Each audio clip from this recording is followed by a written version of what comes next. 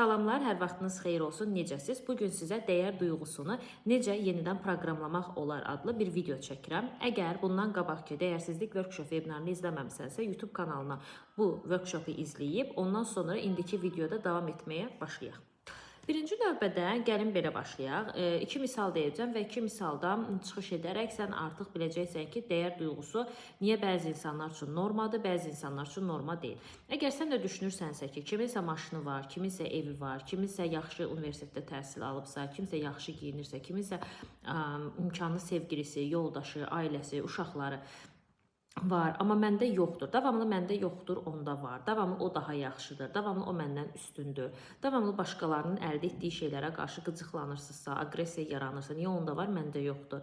Niyə o bunu edir, mən edə bilmirəm? Niyə onun varlı yoldaşı var, amma məndə tapa bilmirəm? Niyə o bahalı Range Rover sürür, məsəl üçün mən sürə bilmirəm? Davamlı müqayisə, davamlı məndə yoxdur, davamlı onda var, davamlı o məndən üstündür, davamlı o belə beynin içində gedirsə, çox güman ki, tətiklənən duyğu dəyərsizlikdir. Dəyərsizlik duyğusu ümumiyyətlə tək halda gəlmir. Dəyərsizlik duyğusu ümumiyyətlə sevilmə, yetərli olma və dəyər duyğusu üçü bir yerdə birləşərək bir duyğu fonunda yarana bilir. Bir xanım olur və o çox imkanları aşağı olan bir ailədə böyüyür, evsizlik yaşayır, ailədə dava, söz-söhbət, ana-ata ayrılmaları, boşanmalar, tərk edilmələr, ölüm, itki, davamlı ana-ata münasibətində üçüncü şəxslərin olması, evsizlik, maşınsızlıq, pulsuzluq, yemək ehtiyacının olması. Bir xanım da məsələn böyüyə bilər. Burada xanım və ya bəy fərqi yoxdur. Bəylər də yəni buna diqqətli olsun. Fərqi yoxdur. Yəni istəyirsiniz xanım ya bəy. Bir tipdə insan məsələn doğulur, imkanları çox lüks olan bir evdə, gözünü açandan baseyn görür, xarici səfərlər görür, Azərbaycan bütün rayonlarında bütün otelləri, 5 ulduzlu otelləri gəzir, bahalı brend markalar görür, ana-ata arasında sevgi görür, maşın görür, pul görür, hər şey görür. Artıq hər kəsin psixikasında şuuraltı olaraq proqramlanır. Bəziləri üçün evsizlik normadırsa, bəziləri üçün 2 mərtəbəli ev olmaq norma olur. Bəziləri üçün məsəl üçün brend makyajlar, brend markalar normadırsa, bəziləri üçün sadəcə 5 manatlıq kofta norma olur. Ta ki o yerə gəlib çatır ki, sən özündən maddi səviyyədə və yaxud da ki, nələrdəsə özünü əskik hiss etdiyin yerə qədər. Artıq sən nələrdəsə özünü əskik hiss etməyə başlayanda başlayırsan özünü günahlandırmağa, mühakimə eləməyə. Niyə görə mən günah duyğusunda salmışam? Çünki günahlandırma varsa, avtomatik mən özümü yetərsiz hiss edirəm. Daha sonra günah duyğusu içərisində ilişib qalıram. Özümə nələrsə layiq bilmirəm. İndi bu iki misaldan çıxış eləyərək təsəvvür eləyək ki, bu ikisi hər ikisi böyüdü və hər ikisinin qabağına da imkanlı biri çıxdı və deyək ki, normal o dediyim tip imkanları yaxşı olan tip ailədə böyüyən insan üçün imkanı normal olan biri çıxanda bu onun üçün normadır. Yəni onu özünə üstün görmür, əl çatmaz görmür və s. Amma daha aşağı həyat səviyyəsində doğulan biri üçün əgər öz üzərində işləməyibsə, bu sözə xüsusi diqqət, işləməyibsə, onun üçün imkanları lüks olan biri də çıxsa həyatında, bilirsiniz necə bir şey olacaq, mən sizə deyim, o məndən üstündür, mən ona layiq, ya ona yox deyəcək, ya pulla münasibətə girəcək, ya nəyisə verim, nəsə eləyim, bahalı geyinim, uyğunlaşmağa çalışacaq, iPhone alım, nə bilim, əməliyyat keçirim, estetik olun, bunu eləyib uyğunlaşmağa çalışacaq. Amma üzərində işləmiş biridirsə, artıq başa düşəcək ki, okey, mən normalar maddi səviyyədə aşağı olan bir ailədə doğulsam da, çətinlik görsəm də, amma kiminsə maşınının, evinin, pulunun olması, məndən üstün olması mənasına gəlmir. Artıq xarakterini dəyərləndirməyə çalışacaq. Niyə görə kasıb və varlı bir olur? Ümumiyyətlə, kasıb və varlı anlayışı yoxdur. Mən sizə xüsusən qeyd edeyim. Kasıb və varlı anlayışı yoxdur. Sadəcə iki insan emosional sahədə uyğunlaşa bilirsə münasibətə girir uzun müddətdə. Amma qısa müddətli təbii ki, pul və cinsəliyə görə münasibətə girə bilərsiniz. Qısa olacaq, toksik olacaq. Yəni, bunu ehtiyat üzərində qurulan münasibətdir. Amma həqiqi ürək kontaktından qurulan münasibətdə istəyirsən maddi olaraq mən burada varlı və kəsbi, maddi olaraq sən varlı olsan kəsbi, uzun müddətli münasibətlər çox olur. Hətta nağıllar da var, dilənçi və şahzadə. Fərqi yoxdur, burada bəy də ola bilər, xanım da ola bilər. Deməli, dəyər duyğusu bizə şuuraltı olaraq ailələrimizdən, ailədə ana-atadan gördüklərimizdə, böyüdüyümüz mühitdən bizə proqramlanırsa, norma anlayışını gəlin biz burada indi sizlə praktik edək. Deməli, praktik olaraq sizə tapşırığım odur ki, birinci növbədə öz ailənizi analiz edəsiniz ki, mən necə bir ailədə böyümüşəm.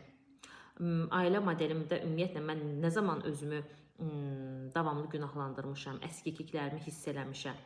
Birinci ailə modelinizə baxın, işinizə baxın, özünüzə baxın həqiqətən. Nə geyinirəm, nə yeyirəm, harada qalıram, qəbullanma. Çox insan məsələn su piyir, amma qəbul az yox, nə danışırsam, məsələn pulu yoxdur, amma qəbullana bilmir, mənim pulum yoxdur. Çox insan məsələn brend geyinmir, amma qəbullana bilmir ki, mən brend geyinmirəm və məcbur deyilik belə bir şey. Prosta, yəni bəzi insanlar düşüncə qəbullərinə görə, bəzi insanlar yəni özünü qəbullana bilmir, daha yüksəyə, daha nələrsə edim ki, daha yaxşı oluma qoy. Sadəcə reallığa baxın. Birinci ailəni baxırsınız. Daha ikinci olaraq reallıq. Bax, reallığın budur, bu daşdır, bu divardır, bu evdir, bu otaqdır, bu nə bilim nədir, reallığın nədir o? Üçüncü etapda ki, mən emosional olaraq necə bir insan istəyirəm ki, o insanla hətta ən sıfırda belə olsa, sıfır nöqtədən belə bir-birimizi inşa edə bilək.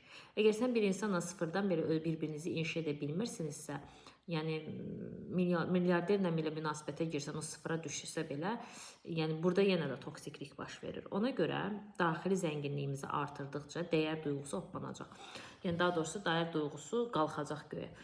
Üçüncü təcrübəmiz olsun ki, mən emosional olaraq necə bir insan istəyirəm və mən qarşımdakı insana emosional olaraq nə verə bilərəm? Yəni sevgi, qayğı, diqqət, dəyər nə verə bilərəm? Qarşımdakı insan mənə nə verə bilər? Qarşımdakı insan 0-1 vəziyyətdə olsa, mən onu qəbul edə biləcək bir durumdayam mı? Yoxsa yox. Aha, artıq bu etaplara oturuşanda siz insanların puluna, varına, dövlətinə, maşınına, evinə, statusuna görə dəyər biçməyəcəksiniz. Həqiqətən insani faktorlara görə, sizin daxili aləminizə uyğun olub olmadığına görə seçə biləcəksiniz. Və belə olan halda dəyərlilik duyğusu sizdə norma halına gələcək və normallaşdırılmış bir iş baş verəcək. Ola bilər ki, bu sənə biraz nələrdirsə qıcıq yaratdı. Ola bilər ki, sən bəzən bəlkə də mənimlə razılaşmadın, amma belə halda bu normaldır. Bir neçə dəfə videoya təkrar bax, bir neçə dəfə düşünməyə çalış, bir neçə dəfə çalışmalar etməyə çalış, həm dəyərsizlik workshopunda, həm deməli dəyərlilik normasını çevirməkdə, ailə dinamikalarına bax, real həyatına bax, gör real sən nə yaşayırsan, necə yaşayırsan, sən kimsən real olaraq. Üçüncü olaraq, emosional insanlara nə verə bilirsən, nə ala bilirsən, hansı nöqtələrdə əskikliyin var. Məsələn, ola bilər çox aqressivsən, öz üzərində işləməlisən, ola bilər davamlı qıcıq olursa, ola bilər paxıllığın var, ola bilər davamlı günahkarsan. Bu duyğuları mütləq şəkildə aradan qaldırmaq lazımdır. Sən atdığın bir neçə texnika təbii ki, buna kömək olacaq. Kanaldasansa o texnikaları edərək çox şəfalanmış olacaqsın. Yəni özünün yaxşı versiyasına dönəcəksən. Amma daha dərindən desən ki, işləmək istəyirəm, o zaman mənimlə ödənişsiz fərdi sessiyaya yazıla bilərsən ki, sənin 15-20 dəqiqəlik fərdi sessiya edib, sənə konkret raporunu çıxarım. Daha sonra isə davam etmək istəsəm, digər şəxsi inkişaf proqramlarından davam edə bilərsən. Amma bu videoda kifayət eləyir ki, sən özündə dəyər duyğusunu tam olaraq başa düşəsən və nədən, niyə belə olduğunu anlayasan və özünü diaqnostika eləyəsən və özünün şuurlu fərqində olasan. Düşünmürəm ki, bu video hər kəs üçün deyildi, onu onlayn üçündür. Yenə də suallarınız varsa, mütləq şəkildə yazıb soruşmağı unutmayın.